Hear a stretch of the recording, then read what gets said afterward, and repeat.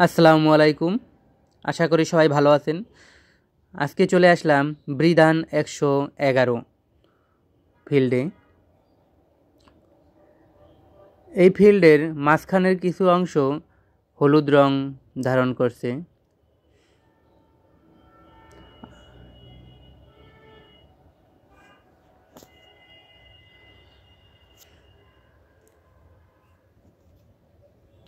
তার ভিতরে আবার কিছু পোকাও দেখা যাচ্ছে।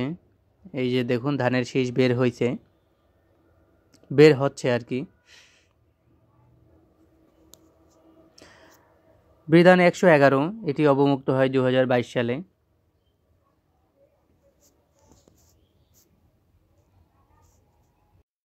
বৃদান 111 ফলন 5 থেকে 5.5 মেট্রিক টন। কিন্তু এবার ফলন কীরকম হবে আমি বুঝতে পারছি না, কারণ এবার প্রচুর রোগে আক্রান্ত হচ্ছে ধান গাছ। এ পাশে আছে বৃদান 109, এটার ফলনও মোটামুটি ভালো।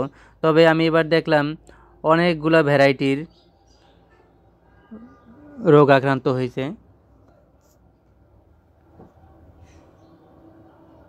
এবার আসলে বোঝা যাচ্ছে না যে এত রোগ আক্রান্ত কেন হচ্ছে।